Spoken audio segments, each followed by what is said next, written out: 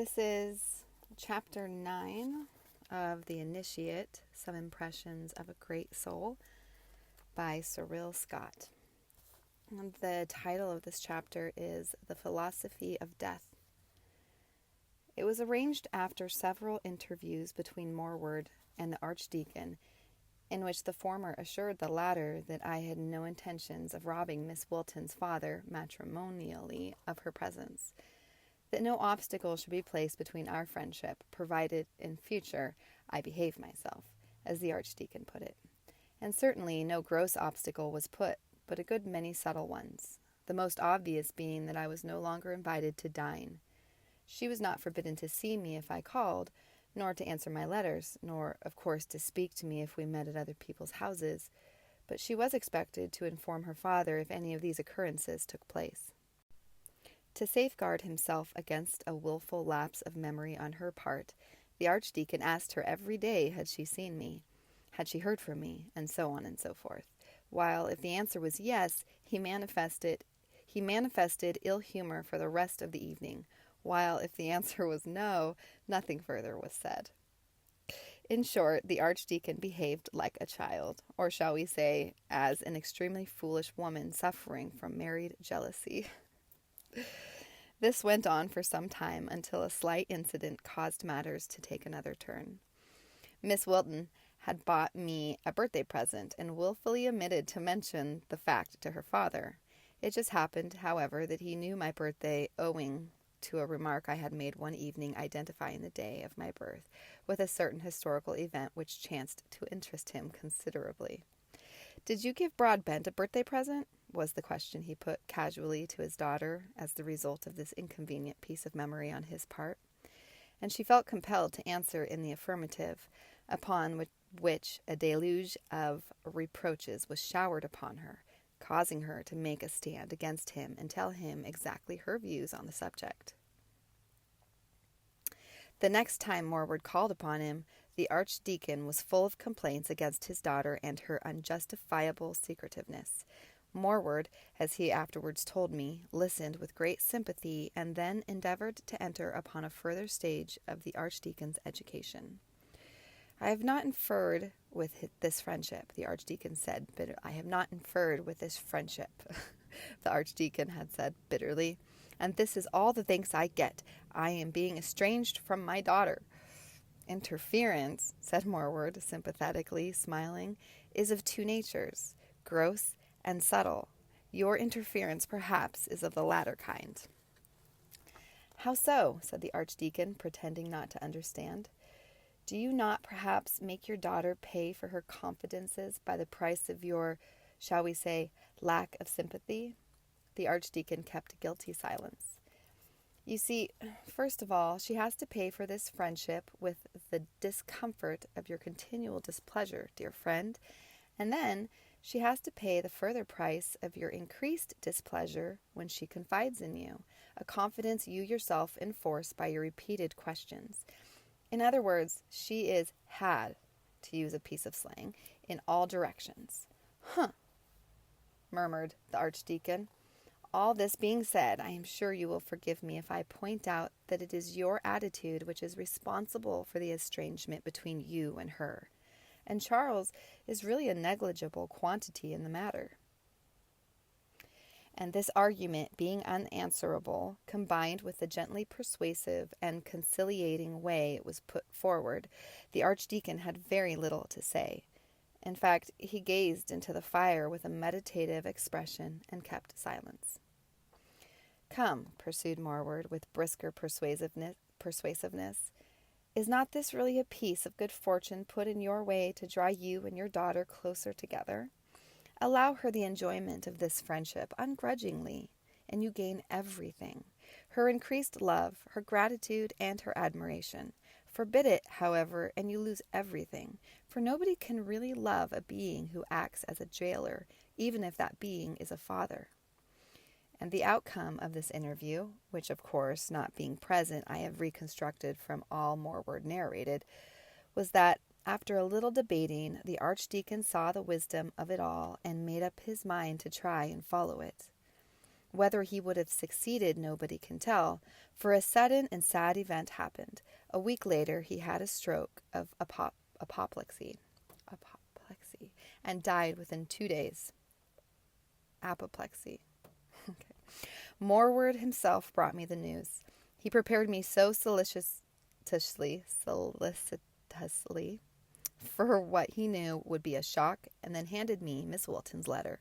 It ran, "Dear kind friend, a dreadful piece of news I have to give you. Father has had a stroke, and the doctors say he cannot possibly get over it, and may not last more than a day or two. Please come to us. Father asks for you. Break it to Charlie. I am just longing to see him, but feel I can't ask him to come now because I know it would hurt Father. Please tell him to write and comfort me. I can't say more now. I am too upset. Yours always, Gertrude Wilton." I was filled with pity for Gertrude and a kind of remorse for the pain I had caused her father, and Morward divined my feelings. "Don't mind, dear fellow," he said, putting his hand on my shoulder. "Indirectly you have done this man a great good." And then he departed, and I sat down at once and wrote pages to Gertrude. And so it was, the dignitary of the Church of England, instead of sending for his colleague to comfort his dying moments, sent for a man who professed no religion, though he believed in all. For Morward understood the real philosophy of death, and hence of comfort. He believed in the afterlife state of consciousness because he knew it, and could function on that plane while his body remained on this one. And it very soon dawned on me why I had been the indirect cause of doing the Archdeacon a genuine good. It was I who had brought Morward into his life, though Morward himself had been too modest to do more than merely hint at this fact for my own comfort. What he did say afterwards, though, was that I had acted as a stimulus to enlarge the Archdeacon's mind to see life from a less circumscribed point of view, and hence a less selfish one, and one that would stand him in good stead on the next plane of consciousness. I cannot describe that deathbed scene, for I was not there, but towards the end, Morward told me the patient lost all fear of death. Gertrude's father was glad to know the how, when, and where of the post-mortem state when it came to facing that state, and the mere speculations, resting solely on hearsay, of the clergy paled before the knowledge of an occultist. We did, as it were, every night in our sleep. We die, as it were, every night in our sleep, said Morward, talking to me about it afterwards, and we come back to life again in the morning. The ordinary man does not remember where he has been, but the trained occultist does, he alone through establishing the connection by reason of his training between his physical brain and astral body can remember everything. I asked him what sort of an existence Gertrude's father had in front of him. Relatively speaking, he answered, rather monotonous. Without being uncharitable, we must face facts. The Archdeacon's pleasure in this life were mostly material. The few pleasures he had were either born of the senses or of vanity. There is no eating and drinking, of course, when the gross body has been shaken off, and there are no titles evoking adulation on the next plane. The only thing that counts is love. To live on the earth and to be devoid of love is therefore a misfortune which pursues a man after his death.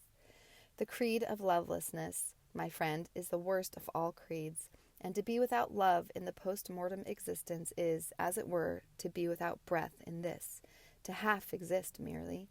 That is why the harlot is nearer the kingdom of heaven than the loveless Pharisees. Death does not change a person's character. Tell me more, I said. The physical body is like a grand overcoat which somebody gives to a shabby beggar. When the overcoat is discarded, all the shabbiness shows underneath. It was but an illusory covering. And so the inner man may be clothed with a grand physical body, but when the body is discarded, all his poverty of character is laid bare. For as I said, only those who are rich in love are not beggared after death. That is why I encourage all people to love, as in the case of you and Miss Wilton. And of course, the ignorant Pharisee would say I was encouraging a flirtation. Let him call it what he likes. Names of condemnation grow thick as blackberries where ignorance abounds. As to the funeral, of course, it was conducted with great pomp and circumstance, and Morward told me, with an amused expression, he could see the astral body of the archdeacon looking on with great satisfaction.